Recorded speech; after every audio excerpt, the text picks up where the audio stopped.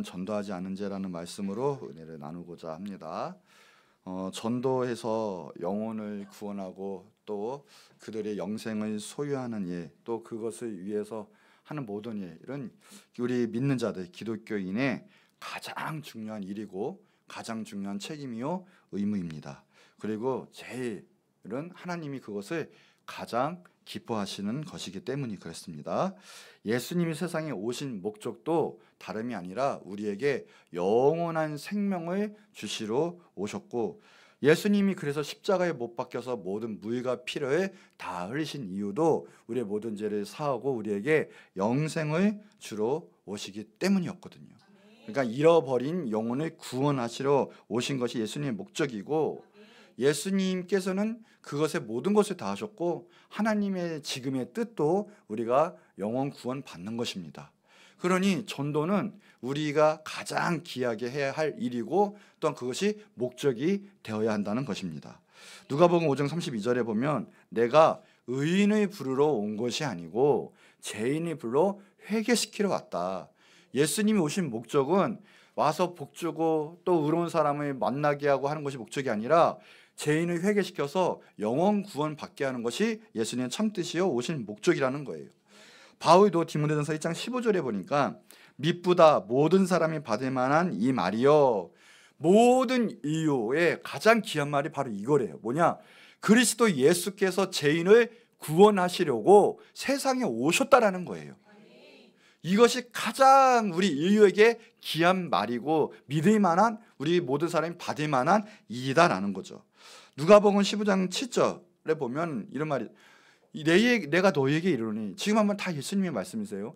이와 같이 죄인 한 사람이 회개하면 하늘에서 회개할 것 없는 의인 99으로 말미암아 기뻐하는 것보다 더한다라고 했어요. 오늘도 우리 예수 믿는 사람 모여서 예배하는 거 하나님이 정말로 기뻐하십니다. 정말로 기뻐하세요. 여러분 자체를 기뻐하세요. 예배를 받으세요.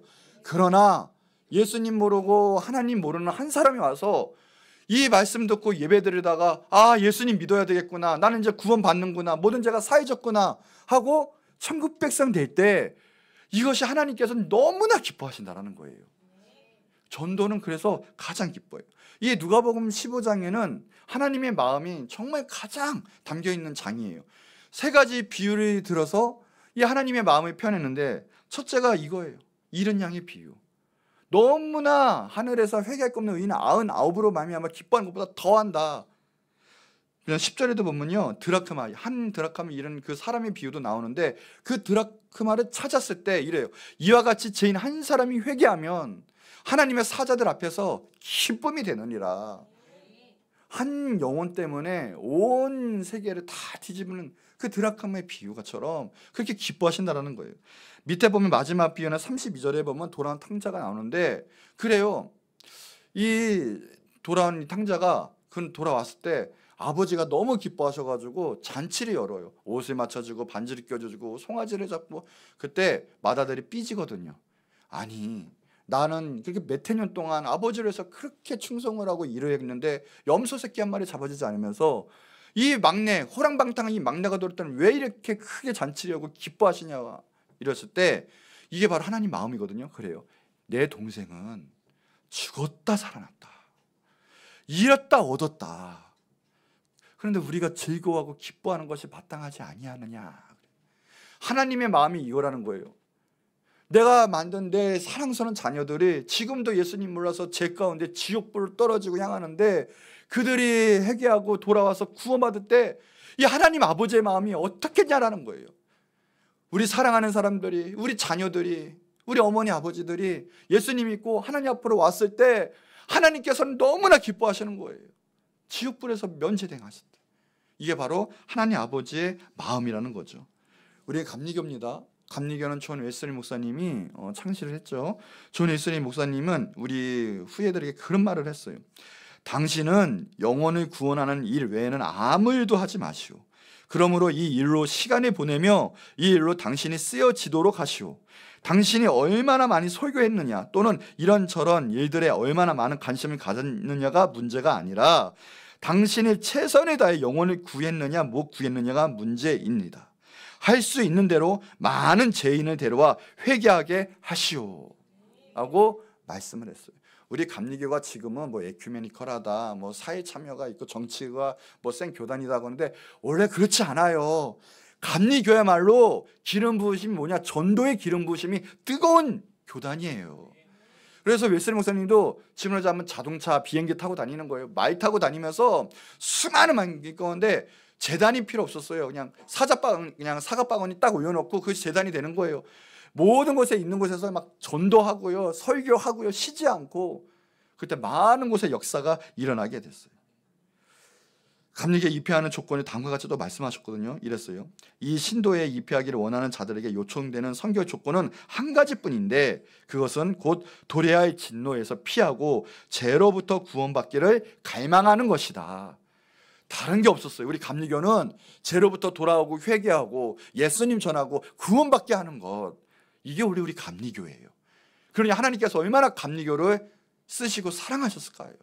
우리 목적 다시 한번 되짚어 봐야 되고, 우리 한국 감리교도 우리 교회도 다른 것을 다른 것이 아니라 이 바로 선행 목적 전도에 우리는 힘을 써야 돼요.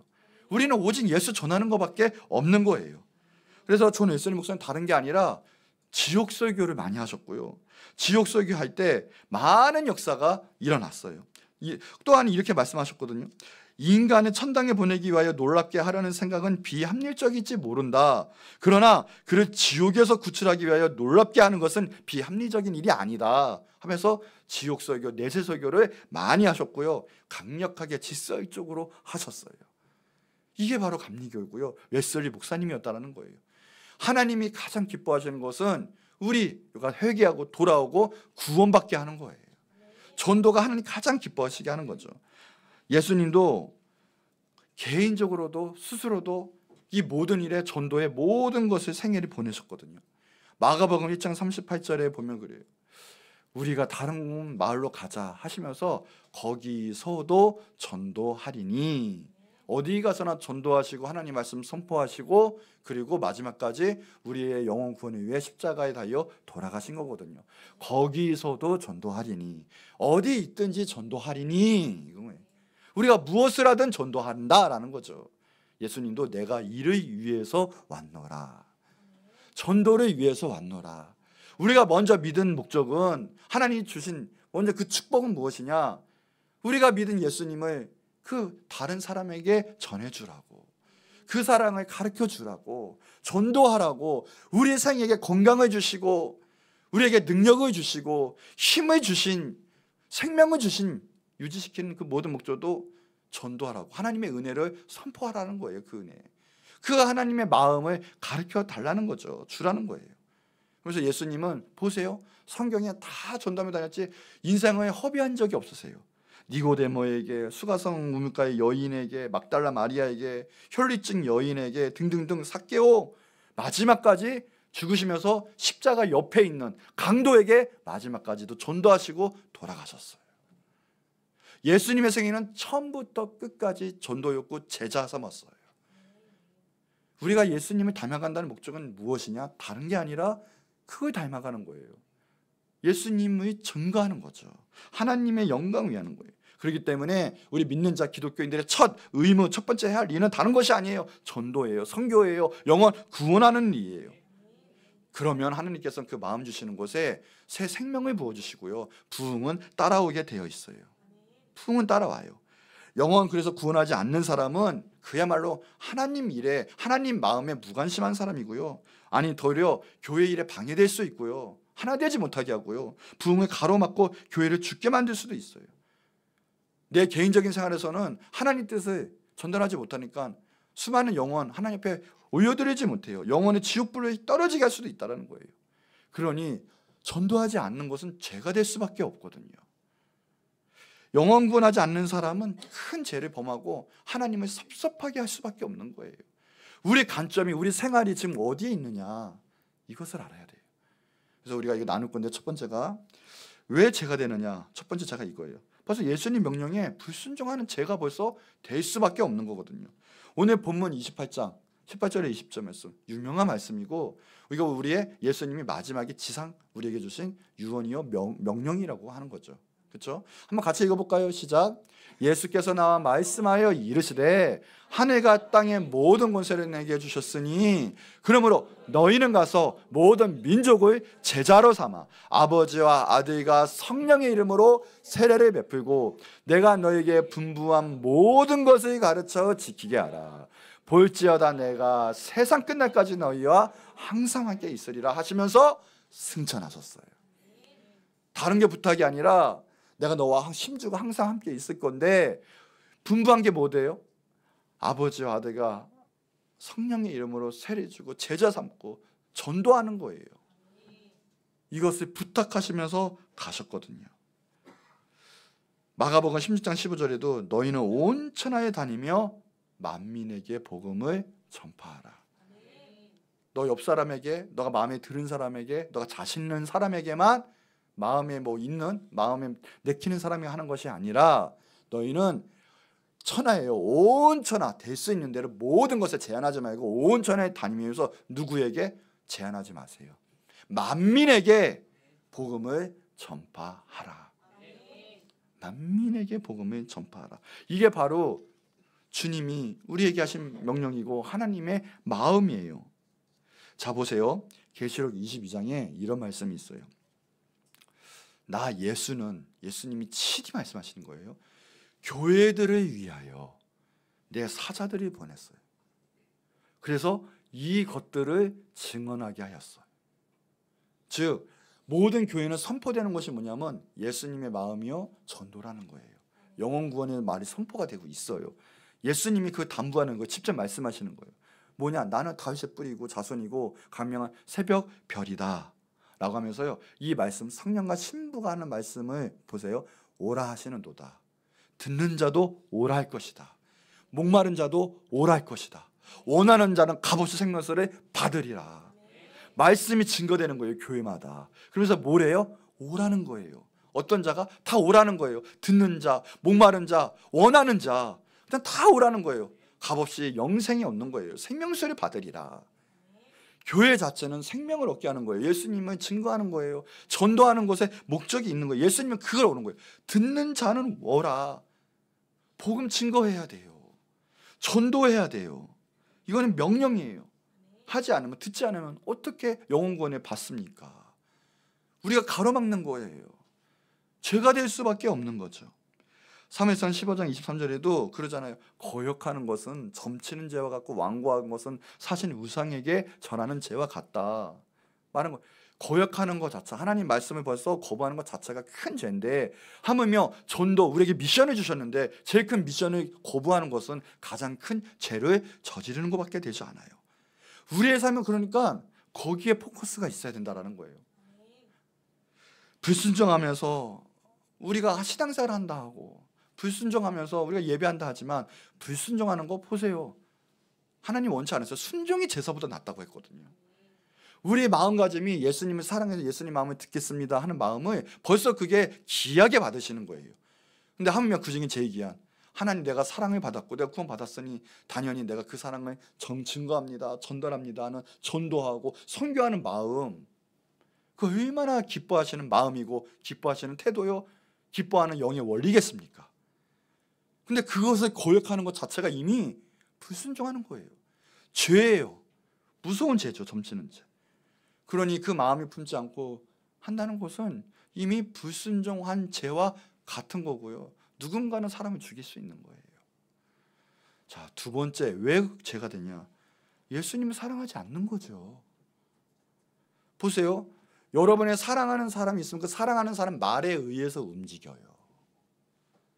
그렇지 않습니까? 자기의 리더, 자기의 어머니, 아버지 할 거 없이 자기가 원하고 존경하는 사람은 그 사람의 말에 의해서 내 행동 태도도 바뀌게 되고 내 마음가짐도 바뀌게 되고 내 삶의 원리가 그렇게 가요. 하나님 사랑하십니까? 그럼 하나님 말씀대로 살 수밖에 없죠. 그렇죠? 하나님 사랑한다면서 하나님 말씀을 무시하듯이 살면 그게 하나님 사랑하는 것이 아니죠. 여러분 사랑하는 사랑이 있죠? 그런 사랑하는 사람의 말을 들어요, 안 들어요? 서로 말하기 원해요, 안 해요? 당연한 거예요. 예수님을 사랑한다면서 예수님의 말씀을 듣지 않고 예수님의 마음에 흡족하지 않게 하는 것은 결국은 예수님 사랑하는 게 아닌 거예요. 그렇죠? 그래서 전도하지 않은 신자는 불신자는 기독교뿐만 아니라 예수님의 사랑을 모르고 예수님의 사랑이 결핍된 사람이에요. 나만 할 수 있는 사람.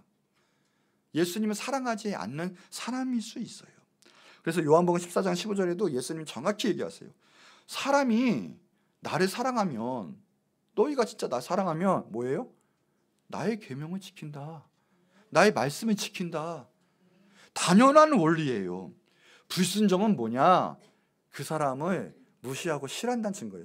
쉽게 말하면 사랑이, 그 사람에 대한 사랑이 결핍된 게 불순종으로 나타나요. 무시로 나타나요. 그거죠. 자, 요한복음 14장 23절에도 그래요. 사람이 나를 사랑하면 내 말을 지키리니. 이건 인간의 원리도 당연하지만 예수님 직접 말씀하셨어요. 내가 너를 아는데 너가 나를 사랑하면 내 말씀을, 내 언약을 존귀하게 여긴다. 그걸 목숨 걸고 지킬 것이다. 그럴 때 내 아버지께서 너를 사랑할 것이야. 우리가 그에 가서 거처를 그와 함께 하겠다. 예수님이 영생을 주시고 집도 마련해 주시겠다라는 거죠. 영혼 구원하라는 말씀에 그래서 순종하지 아니한 자는 결국은 보세요. 제일 큰 예수님의 마음인데 그건 예수님 사랑하는 게 아닌 거죠. 그 관심이 없다는 것은 예수님을 사랑하지 않는 증거예요. 내가 아직도 영혼 구원 전도회를 불타지 않는 것은 예수님을 사랑하지 않는다는 증거일 수 있어요. 예수님을 가장 많이 사랑하는 사람은 보세요. 예수님의 명령을 지킬 거고요. 그리고 가장 전도하는 데 앞장서는 사람일 거예요. 내 생활 포커스가 거기에 맞춰 있을 거예요. 정말 예수님과 함께하는 사람은 구령열에 불탈 수밖에 없어요. 내 사랑하는 예수님은 증거할 수밖에 없고 자랑할 수밖에 없어요. 그런데 전혀 예수님과 관계없고 내 삶 가운데 증거가 없다, 예수님을 자랑하지 않는다면 솔직히 말하면 예수님이 그 삶이 없는 거예요. 예수님을 사랑하지 않는 거예요. 사람이 나를 사랑하면 내 계명을 지킨다. 내 계명을 지키지 않는 사람 나를 사랑하지 않는다는 거예요. 요한복음 14장 24절에도 그래요. 나를 사랑하지 아니하는 자는 내 말을 지키지 않는다. 이것은 하나님 창조 원리예요. 너희가 듣는 말은 내 말이 아니고 나를 보내신 아버지의 말, 하나님의 말씀이다. 근데 인간의 원리도 똑같아요. 솔직히 우리가 사랑하는 사람은 내 발걸음이 옮겨가게 돼 있고 내 지갑이 열리게 되어 있어요. 그렇죠? 그 사람 말을 듣게 되어 있어요. 근데 사랑하지 않으면 관심도 없어요. 말도 듣지 않아요.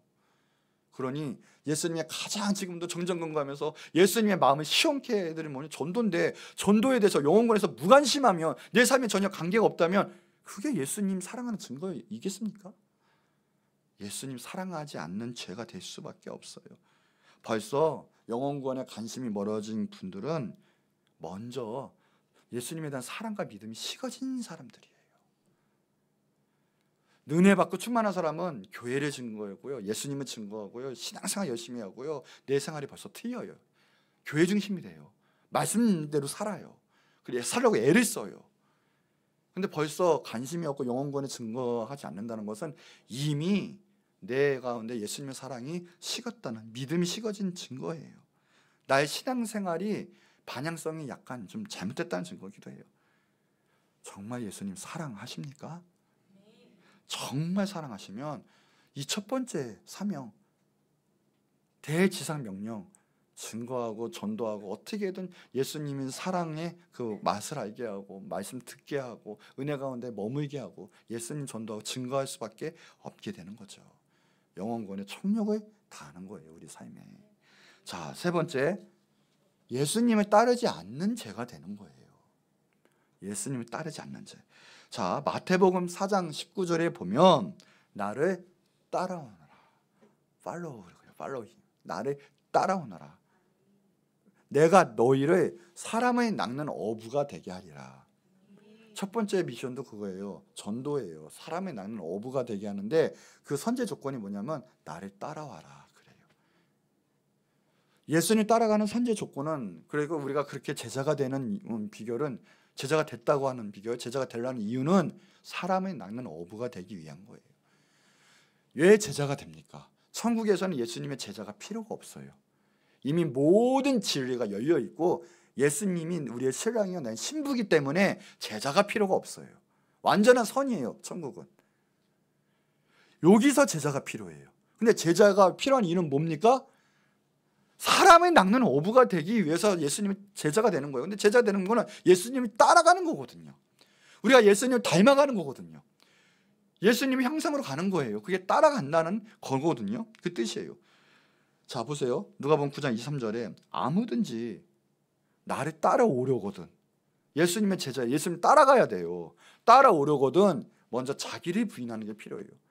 내가 뻣뻣이 살아있으면요, 예수님 따라가고 제자가 될 수가 없어요. 나의 희생, 내가 죽어야 돼요. 주님께 말씀을 순종하고 그 길을 따라가야 돼요.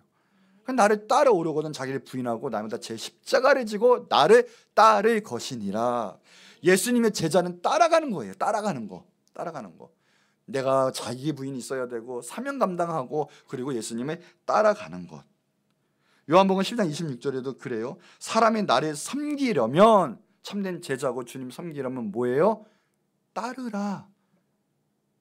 예수님 따라가는 거예요. 나 있는 곳에 나를 섬기는 자도 있고, 사람이 나를 섬기면 내 아버지께서 귀하게 여시겠다 그랬거든요. 따라가는 삶이에요. 따라가는 삶. 따라가는 게 제자예요. 근데 우리가 제자다, 예수님 닮기 원합니다 하면서 예수님이 뭐 했어요? 죽기까지 전도하시고 영원하셨거든요. 그런데 우리가 그것에 따라가지 않는다면 참된 제자이겠습니까? 아니요, 죄가 돼요. 도리어 어쩌면 더 서운해하시고, 내가 너를 능력 주고 세상에서 잘되게 하는 목적도, 내가 너를 먼저 부른 이유도, 나를 따라오게 해서 제자 삼는 이유도 바로 이것 때문에 그런데, 사람을 낚는 어부가 되기 위해서 되는 건데 너는 지금 뭐하냐? 차라리 불신자, 아니 초신자는 주님께서 간대하세요. 차라리 막 징표도 빨리빨리 주시고요, 사랑도 빨리빨리 느끼게 하시고요. 그러나 우리가 이제는 믿고, 적어도 예수님이 난 너 기대해, 너는 내가 볼 땐 너는 임원이야, 임원, 막 이러면서 리더로 삼아 주셨는데 그 감당 못하면 예수님이 서운하게 하시죠. 밥값을 못하면 서운한 거예요. 예수님도 예수님 따라가지 않는, 진정으로 내 마음과 나 그러면 이건 진짜 따라가야 되겠다 하는 마음도 없으면 예수님께서는 서운하시는 거죠. 베드로전서 2장 21절에 이를 위하여 너희가 부르심을 받았느니, 이를 위하여 너희가 부르심을 받았는데, 예수님도 마찬가지, 그리스도고 예수님도 너희를 위하여 고난을 받아서 너희에게 본을 끼쳐, 그 이유가 뭡니까? 그 자체를 따라오게 하려 하심이라. 예수님이 왜 몸으로 오셨어요? 따라오게 하시려고. 예수님 그래서 왜 고난을 당하셨어요? 왜요? 하나님의 마음을 알게 하시려고, 그것을 너네 따라오게 하시려고. 너네 할 수 있어, 내가 다 먼저 미리 해놨어, 넌 나 따라오면 쉬워, 할 수 있어 하면서 다 본을 끼치신 거거든요. 본을 보이신 거거든요. 우리의 정말 중요한 의미는 따라오는 게 의무예요. 예수님의 제자는 따라오는 거죠. 제자는 따라가는 거예요. 근데 따라가지 않아요. 특별히 제 예수님이 정말 갈급해 하시는 영혼 구원, 그 면에서 따라가지 않는다면 우린 제자도 아니고 사명 감당한 것도 아니고요. 그리고 그 죄가 되는 거예요. 죄. 가장 그래서 좋은 전도자가 되는 길은 우리의 힘으로 전도하는 게 아니에요. 예수님을 사랑하고 예수님을 따라가면 되는 거예요. 그럼 알아서 하나님 보내주시고요, 감당할 힘을 주시고요, 가장 좋은 능력 있는 전도자가 돼요. 그리고 예수님의 마음이 오면 불타는 소원을 인해서 전도자가 될 수밖에 없어요. 지금도 지옥불로 떨어져가는 영혼에게 예수님 마음 품고 전도할 수밖에 없어요. 그러니 같이 가요. 정말 예수님 사랑하고 예수님을 따라가는 제자라면 전도자가 될 수밖에 없고 그 명령을 이룰 수밖에 없어요. 근데 반면에 그 명령에 따르지도 않고 그 길 따라가지도 않는다면 예수님을 사랑하는 것도 아니고, 그리고 예수님을 따라가지도 않는, 어떻게 보면 참된 제자가 아니에요. 제자라고 다 같은 예수님의 제자가 아니거든요. 그러니까 따라가지 않는 죄가 될 수밖에 없어요. 전도 안 하고 그 마음이 없으면. 자, 네 번째, 예수님 안에 거하지 않는 죄가 될 수밖에 없어요. 요한복음 15장 1절에서 8절에 그 본문에 보면 예수님께서는 내 안에 거하라 그래요. 하면서 열매에 대한 부분이 아주 풍성하게 자세하게 이야기를 하고 계시거든요. 그 중에 2절에 보면 그래요. 무릇 그래요, 내게 붙어 있어 열매를 맺지 아니하는 가지는 아버지께서 그것을 제거해 버리시고, 그렇지만 무릇 열매를 맺는 그 가지들은 더욱더 풍성하게 열매를 맺게 하시고 깨끗하게 보존하시고 지켜주신다라는 거예요. 주님께서 농부이신 하나님께서 관리하신다라는 거예요. 열매를 맺지 못하면 끝났다라는 거예요. 잘라버리고요, 그것을 제거해버리면 뭐가밖에 안 되겠어요? 불에 태워지는 그런 장작더미밖에 되지 않는 거예요. 그런데 보세요, 성경에 나온 열매는 단 하나의 열매예요. 바로 우리예요. 나예요. 믿으세요. 자, 하나님이 가장 귀하게 보시는 열매는, 따라해 보세요. 시작. 하나님이 가장 귀하게 보시는 열매는 바로 나다. 바로 누구요? 나다. 바로 나다. 예수님 왜 죽으셨어요? 아멘. 너 때문에 그것도 맞는데 1차적으로 나 때문에 죽으신 거예요. 예수님이 나 때문에. 세상에 누구를 가장 사랑해요? 아멘. 나 때문에. 나를 가장 사랑하세요. 이게 열매예요. 예수님 죽으신 이유도 열매 맺기 위함. 제자들에게 열매 맺어라. 그 열매는 영원군의 열매예요. 생명의 열매예요. 뭐 건물을 사는 열매, 내가 뭐 직위가 올라가는 열매, 뭐 좋은 친구, 뭐 좋은 학교, 뭐 좋은 직장 구하는 열매, 그런 열매가 아니에요. 세상 썩어지는 열매가 아니라 예수님 죽으신 목적도 단 하나의 열매는 나예요. 사랑하는 하나님의 자녀들, 나거든요. 그 열매. 옆 사람 축복합시다. 하나님이 당신을 이름 불러가면서 누구를 가장 사랑하십니다. 가장 귀한 열매입니다. 아멘. 맞아요. 여러분은 그 인류 역사상 아담과 하와 그 이후고 예수님 오신 그 마지막 이후까지 그 모든 몇천 년의 역사상 단 한 명밖에 없는 하나님의 가장 귀한 열매예요. 믿으세요. 정말 귀해요. 그 열매. 그런데 보세요, 그 구원의 열매, 생명의 열매 맺지 아니하면 제거해버린다, 무익하다까지도 이야기하세요. 물론 영원권의 말이 아니라 사명 감당함에 관한 말이기도 해요. 그런데 보세요, 그리스도에게 가까이 안에 거하고 가까이 거하는 자는 오늘 말씀에 비유에 따지면 열매를 맺을 수밖에 없어요. 살아있는 뿌리, 살아있는 나무에 가지가 딱 붙어있으면 열매 맺어요, 안 맺어요? 맺어요. 그런데 나무에게 분리된 가지는 열매를 맺어야 맺어요? 못 맺죠. 죽어요. 말라 비틀어져요. 무슨 말이냐?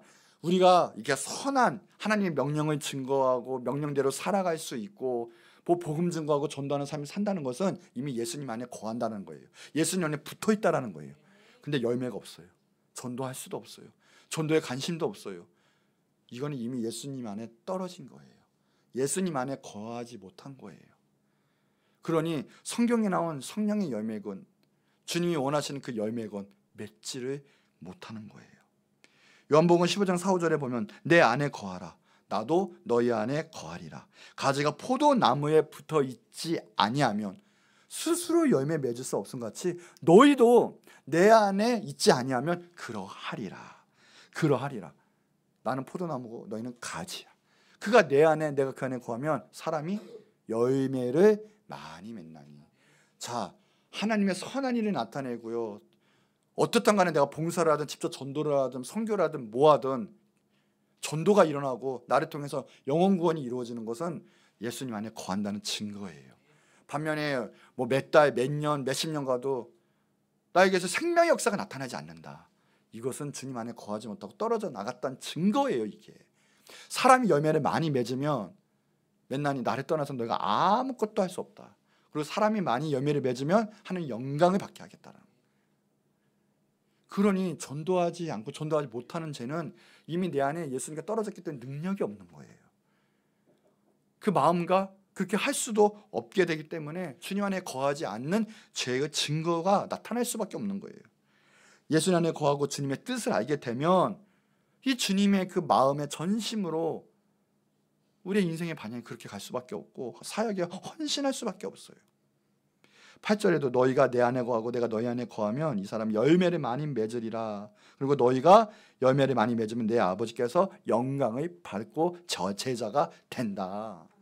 분명히 말씀하셨거든요. 예수님 가장 기뻐하시는 것, 주님 사랑하는 거죠. 주님 안에 거하는 거예요. 근데 그게 동일시되는 것은 당연한 거예요. 그 생명의 역사가 나를 통해서 나타나고 증거되고 전도할 수밖에 없는 거예요. 주님 안에 있다는 최고의 증거가 바로 나를 통해서 생명의 역사, 전도의 역사가 나타나게 된다는 거예요.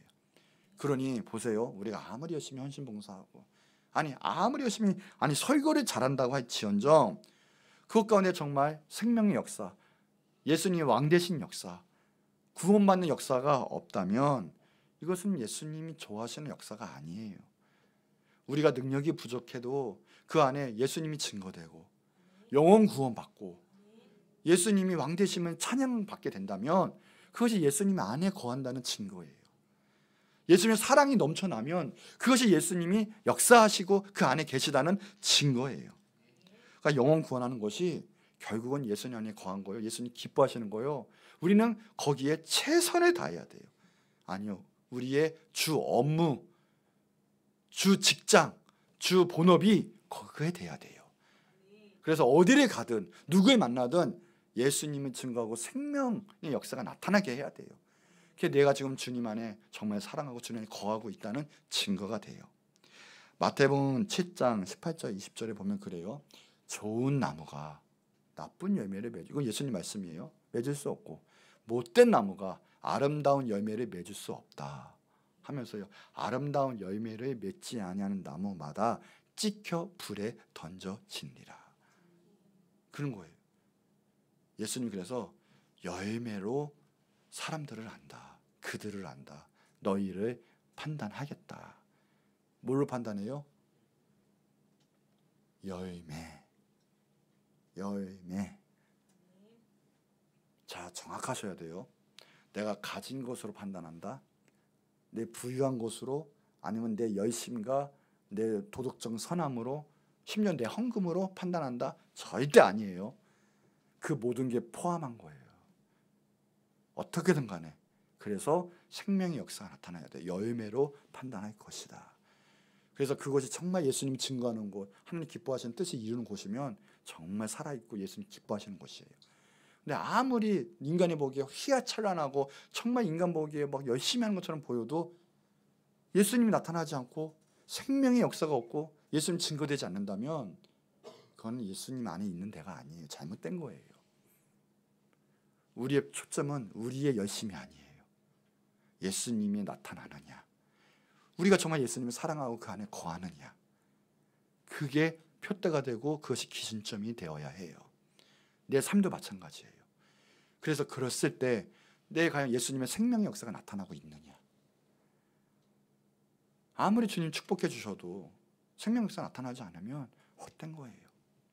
내 자그마한 헌신, 내 자그마한 물질, 내 자그마한 능력과 탤런트, 그 모든 것은 어떻게든 간에 주님의 생명의 역사가 나타난다면 이것이 주님 안에 거하고 있다는 증거가 돼요. 하지 않으면 죄가 되죠. 자, 다섯 번째, 맡겨진 일에 불충하는 죄가 돼요. 마태복음 25장 14절에서 30절에 보면 예수님이 곧 재림하신다고 했어요. 믿으세요. 예수님 곧 오십니다. 그런데 이때부터도 마라나타예요. 예수님 오시옵소서. 이때부터도 말세예요. 자, 축구가 연장전에 들어갑니다. 이미 끝난 거예요. 그렇죠? 근데 연장전이 5분이 될 수 있고 몇 분이 될 수 있어요. 그렇죠? 5분이 되고 10분이 될 수 있고 막 그래요. 그러면 여하튼 그거는 연장전이에요, 아니에요? 연장전 안에 들어온 거예요. 끝난 건 이미 정말 이제 정말 경기가 끝나겠구나, 긴박한 거에 들어온 거예요. 예수님이 올라갈 때부터는 말세인 거예요. 2000년부터 지금까지도 이미 들어온 거예요. 그래서 이때부터도 예수님 오시옵소서, 이때부터 마라나타 시장이 시작되는 거예요. 그때는 예수님이 초림 예수예요. 메시아여 오시옵소서지만 이때는 다시 오시옵소서. 내 주 예수여, 신부 되신 예수님이여 다시 오시옵소서. 그런데 정말 심각한 건 뭐냐, 정말 말세 지지말이에요. 이제 예수님이 곧 오세요. 정말 누가 봐도 깨어있는 분들이, 심지어는 우리 시대 때 오신다는 분이 너무 겹치는 분이 많아요. 곧이다. 근데 지금 세계 정서 보면 정말 그래요. 우리 지구를 보면 정말 그러고요. 증거가 너무 많이 나타나 있어요. 그런데 보세요. 자, 이 말세 때 주님께서는 이 말씀 때 무엇을 말씀하셨느냐? 너네 지금 잘 살아야 돼. 이게 아니에요. 이때 무엇을 말씀하셨냐면 깨어 있으라라고 말씀하셨거든요. 근데 그 깨어 있으라면서 그 몇 가지 예를 들면서 말씀하셨는데 그게 무슨 예냐? 다른 게 아니에요. 충성하라라고 말씀하세요. 그 중에 달란트 비유가 있어요. 달란트 비유가 있는데 오늘 말씀이에요. 지금 25장 14절 30절 말씀. 세 사람이 나와요. 세 사람이. 근데 달란트를 다 다르게 줘요. 한 사람에게는 5달란트, 한 사람에게는 또 하나는 2달란트, 한 사람에게는 1달란트. 그에 맞게 알맞게 주인이 주시거든요. 예수님도 우리에게 알맞는 사명을 주세요. 그런데 5달란트 받은 자는 배로 남겨요. 10달란트 남긴 거죠. 잘했다. 착하고 충성된 조가. 착하다는 건 다른 거 아니에요. 주님 말씀 잘 따라갔다라는 거예요. 내 생각 말고 정말 나를 죽이면서까지 주님 말씀 잘 순종하면서 그 의를 이루었다라는 거예요. 착하고 그 또 뭐예요? 충성된 종아. 변치 말고 그 말씀 있는 대로 사명 감당한 거예요. 십자가를 지고 그 길을 지킨 거예요. 그 자리를 지켰어요. 충성된 종아, 내 말대로 잘했으니 이제는 복을 주시고 상금을 주시고 칭찬해 주셔요. 2달란트 받은 자에게도 4달란트 2배를 한 거예요. 잘했다 칭찬하세요. 근데 문제가 있어요. 한 명이 주인의 말뜻을, 아니 주인을 자기 마음대로 판단하고요, 주인이 뜻과 주인의 성격을 마음대로 판단해서 어떻게 하냐면 땅에 묻어버려요. 어떻게 생각했느냐? 주인이 무서워요. 그래서 혹시나 이 가운데 장사하다가 때로는 그 남기려고 하다가 마이너스가 되면 꾸지람이 있을 것 같아서 저는 무서워서 그래도 본전이 낫지 않겠나 해서 땅에 묻어놨습니다 하고 가져와요. 그럴 때 예수님이, 이거 예수님 하신 말씀이에요. 결국은 그 주인이 뭐라고 말하느냐? 26절에 이 악하고 게으른 종아, 이 악하고 게으른 종아, 내가 심지 않은 데서 거두고 해치지 않은 데서 모르는지 몰라냐? 예수님 보세요. 예수님 마음을 알 수가 있어요. 예수님 하나님의 마음을 못 알으면 벌써 이건 죄예요. 하나님의 뜻도 모르는 것도 죄예요. 제가 보니까 부족하지만 그래도 최선을 다해서 주님 일할게 하는 사람 제가 볼 땐 마이너스 없어요. 평생에. 하나님은 그러신 분이세요. 보니까 하나님께서는 다 차고 넘치게 하시는 분이세요. 그러니까 여러분 인간의 생각대로 야 요거까지만 해야 되겠는데, 아니면 나 죽겠는데, 이게 이미 하나님을 의심한 죄예요. 하나님을 제한한 죄예요. 하나님 감동 오는 대로 그냥 다 하나님께 나아가세요. 하나님께는 마이너스가 없고요, 우리 삶 가운데 복을 가져다 주세요. 이거에 보고 판단하세요. 보니까. 근데 벌써 이 악하고 게으른 종은 하나님 그 주인의 마음을 몰랐던 거예요. 판단을 자기 마음대로 판단했던 거예요. 너 내가 이런 사람인지 몰랐어 이거거든요. 하나님 이런 분인지 몰랐어요 이런 거. 그러면 보세요. 너가 마땅히 그럼 내 돈을 맡은 자인데, 그럼 치료하는 자들 정말 은행이에요. 근데 맡겨놨다가 돌아와서는 그 원금과 이자까지 다루면 될 거 아니냐? 쉽게 말해 주님께서 뭘 꾸짖으셨냐면 아무것도 안 하고 불충하고 사명 감당하지 않은 거, 그냥 주님 일에 무관심하고 내 뜻대로 살아왔던 거를 주님께서는 너무나 크게 실망하시고 꾸짖으시는 거예요. 이 약한 거사 최대 욕이에요. 이 게으른 거사 그렇게 해요. 그러면서 나중에는 더 꾸짖으시는데, 이 영의 원리예요. 있는 사람은 나중에 주님의 열심히 하는 사람 보세요. 마이너스 없다니까요. 풍족한 사람 더 풍족하게 돼요. 주님 더 주세요. 이게 영의 원리예요. 그런데 주님의 무관심해요. 기도 안 해요. 예배 안 해요. 영의 일은 계속 마이너스 되고 축복은 계속 뺏기는 거예요. 그러나 하나님이 열심히 하는 사람은 계속 플러스가 되는 거예요. 이게 영의 원리예요. 없는 자는 그 있는 것까지 빼앗기를 하면서 이 무익한 종아, 충성되지 못한 종아, 너는 얻은 데 쫓겨내고 거기서 슬피 이를 가며 거기 있겠다. 충성이란 게 너무나 무서운 거거든요. 내가 주님 앞에 다 무관심하고 주님 내가 관계없는 삶, 주님이 이렇게 살게 하시고 축복을 주셨는데 주님과 관계없는 삶, 무관심한 그 무익한 종, 주님께서는 너무나 실망을 하세요. 꾸짖으세요. 반면에 예수님이 가장 기뻐하시는 것은 무엇이냐? 다른 게 아니에요. 주님 맡겨진 뭐겠어요? 영혼 구원하라고 있는 거 아닙니까? 영혼 구원하는 거. 주님께서는 영원한 일에 충성을 다할 때 주님께서 모든 축복도 주시고요, 잘했다 칭찬하게 되실 거예요. 29장 30절 보세요. 있는 자는 어떻게 해요? 더 풍족하게 되리라. 누가복음 19장 11절 20절 같은 말씀, 비슷한 말씀이 있는데 22절에 보니까 마찬가지예요. 여기도 악한 종아, 악한 종아. 여러분, 우리는 불충하면 안 됩니다. 뭐예요? 주님의 사명 감당 열심히 하는데 그의 목표는 영원구원하는 거예요. 지금도 죽어가는 일에 영원구원하고 예수님을 증거하는 거예요.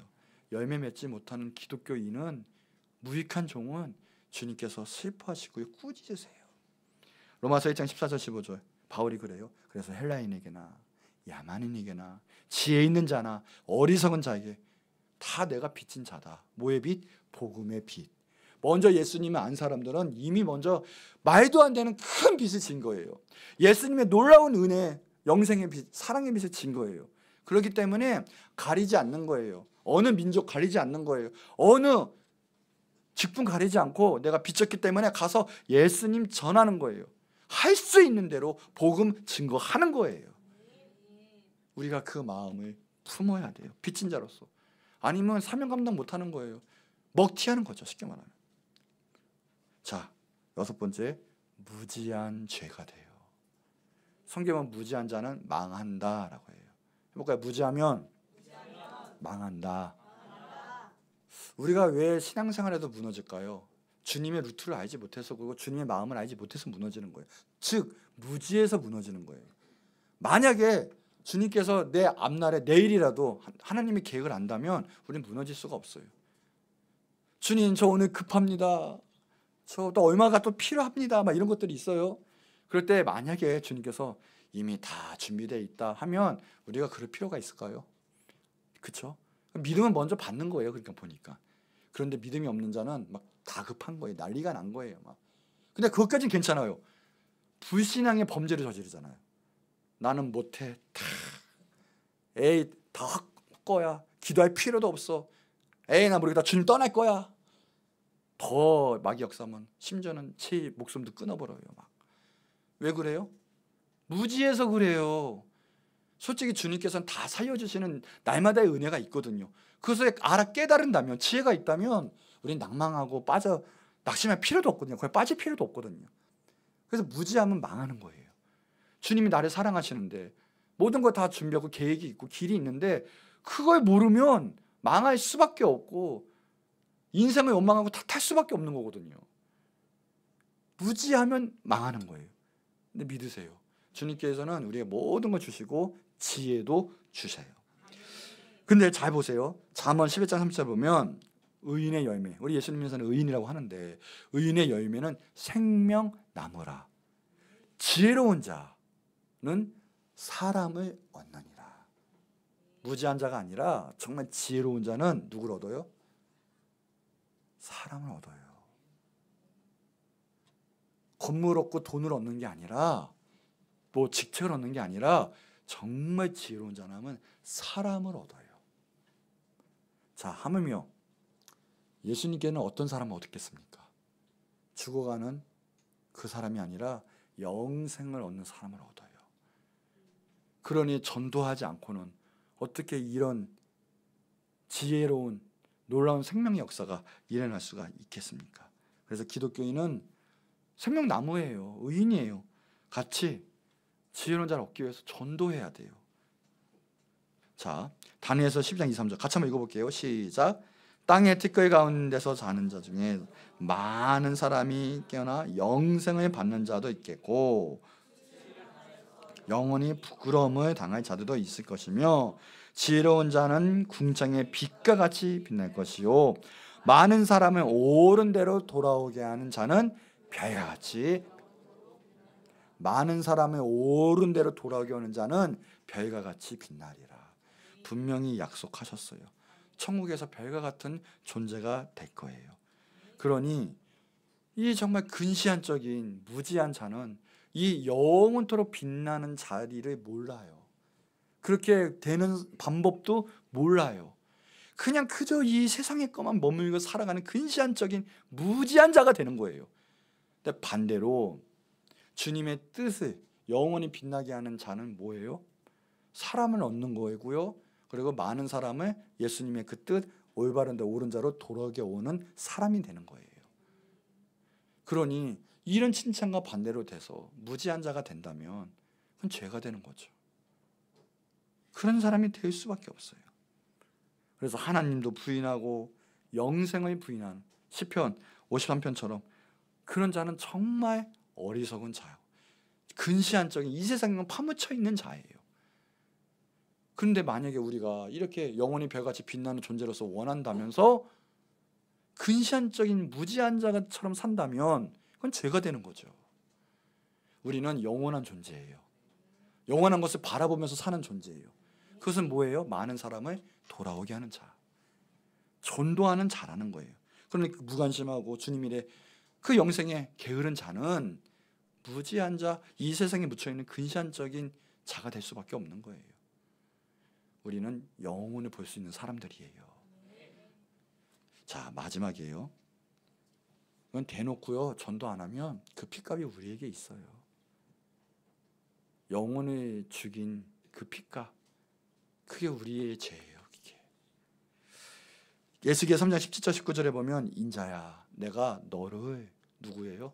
나를 먼저 믿은 자예요. 왜요? 이스라엘이 선민이에요. 모든 민족 중에 먼저 하나님을 알게 하셨고 지키게 하고 그 빛을 발하게 하셨거든요. 지금은 우리예요. 우리 믿는 자들이에요. 인자야 내가 너를 이스라엘 족속의 파수꾼으로 세웠나니. 해볼까요? 내가 파수꾼이다. 세웠어요. 그래서 너는 내 입에 말을 듣고 나를 대신하여. 우리가 얼마나 큰 존재예요. 우리는 하나님의 대사예요. 하나님을 대신하는 자예요. 얼마나 큰 사람들이에요. 정말 대단한 사람들이에요. 우리는 나를 대신하여 그들을 깨우치라. 해볼까요? 옆 사람에게 당신은 당신이 아는 사람을 깨우치시기 바랍니다. 아멘. 하나님 말씀하시는 걸 깨우쳐라. 나를 대신하여. 인자야 내가 너를 위하여 이스라엘 족속의 파수꾼을 세웠나니 나를 깨우치라. 그 다음 절이 뭐예요? 가령 그런데 보세요. 내가 악인에게 말하기를 너는 꼭 죽으리라 할 때 너가 깨우치지 아니하거나 말로 악인에게 이르러서 그의 악한 길에 떠나 생명을 구원하게 하지 아니하면, 즉 사명 감당 못하고 대신 전도할 때 전도하지 못하고 내가 분명히 너가 옆에 있는 사람 전도하라고 보내줬는데 그거 못한다면 그거예요. 그 악인은 그의 죄악 중에서 죽으려니와. 그 죄값으로 그 악인은 죽어요. 맞아요. 구원받지도 못해요. 그런데 보세요. 내가 그의 핏값을 너의 손에서 찾겠다. 넌 내 대사고 대신해서 그거 전했어야 되는데 그 전하지 않을 경우, 그 사람이 회개하지 않고 돌아오지 않을 경우 그 핏값을 너의 손에서 찾겠다. 마지막 절에 19절에 보니까 너가 악인은 깨우치되 그가 악한 마음과 악한 행위에서 돌이키지 아니하면 그는 그 죄악 중에서 죽으려니와. 근데 만약에 얘기를 했어요. 깨우쳤어요. 전했어요. 그런데도 돌아오지 않으면 뭐예요? 자, 아니하면 죽으려니와 너는 내 생명을 보존하리라. 그건 상관없어. 너 할 일이 다 했어. 그건 그 사람 책임이야. 나에겐 핏값이 없어요. 그러니 생각해 보세요. 우리가 꼭 그 사람이 뭐 구원받고 이게 아니에요. 우리의 하의 의무는 뭐예요? 전하는 것밖에 없어요. 증거하는 것밖에 없어요. 그럼 하나님이 알아서 일하세요. 우리 책임만 하면 되는 거예요. 뭐예요? 증거하는 거예요. 야, 예수님 믿어야 돼. 아니, 너 죄 그대로 있어. 예수님 믿고 너 죄 깨끗하게 사함받고 천국 가야 돼. 예수님만 믿어야 천국 가는 거야. 누가 뭐래든 그게 진리야. 코가 알아도 예수님 믿어. 그거. 그럼 어떻게 했다? 내 책임은 끝났다. 아, 물론 가가지고 예수 믿으세요. 예수 믿으세요. 너 왜 예수 믿어? 나 하나님 끄 아팠었죠. 이거 말고 아시잖아요. 마음이 와요. 그러면 야, 누구야. 내가 너 정말 사랑하는데 아, 진짜 최고의 사랑은 우리 같이 천국 가야 되겠다. 예수님 믿어라. 야, 이거. 자식들한테 너 이렇게 하면 안 돼. 예수님 꼭 믿어. 우리 부모님한테도 예수님 믿으세요, 제발. 친구한테 정신 안 차려. 예수님 믿어. 이런 것들. 마음을 다해서 예수님 증거하는 것들. 그럴 때 어떻게 된다? 하나님은 오히려 칭찬하세요. 상급 있죠. 내 손에서 피값이 없다. 그런데 안전하면 어떻게 한다? 그 피값을 너 손에서 찾겠다. 지금 한번 생각해 보세요. 내 주변 누구 떠오르는 사람 있나요? 솔직히 많죠. 쭉 생각해 보세요. 못해도 2사람 이상이죠. 가족 있나요? 가족 한번 쭉 생각해 보세요. 예수님 안 믿는 지금 가도 불안한데 이거 천국 못 가겠는데 하는 사람 있나요? 쭉 생각해 보세요. 생각났죠? 그 사람이 나의 피값이에요. 그러니 제가 안 되겠습니까? 전도 안 하는데 하나님의 예수님의 마음에 무관심하게 사는 게 제가 안 되겠습니까? 죄죠. 바울이 에베소의 작은 항구 미레도에서 전도하다가 이제 떠날 때가 왔어요. 에베소. 그때 무슨 말을 하는지 아세요? 야, 오늘 너희에게 증거하는데 모든 사람의 피에 대하여 내가 깨끗하다. 이 말씀 그대로 하는 거예요. 이 에베소 이 도시에 대해서 그 도시의 사람의 피값에 대해서 나는 이제 깨끗하다. 와, 얼마나 저거 있으면 깨끗하다. 이는 내가 꺼리지 않고 3년 동안이나 밤낮 눈물로 구원의 도리를 전파했기 때문에 에베소 사람 중에 장차 지옥 가는 영혼이 있다 해도 난 책임이 없다 이 뜻이에요. 그만큼 자신이 있었어요. 바울은. 이 강진구가 내가 속한 이 도시가 이 서울이 내 피값에서 깨끗하다. 이야, 얼마나 목숨 걸고 내 생명 걸고 밤낮 예수님 증거했으면 이 모든 사람이 깨끗하다. 이야, 저는 솔직히 옆집도 힘들거든요. 우리 빌라도 힘들거든요. 솔직히.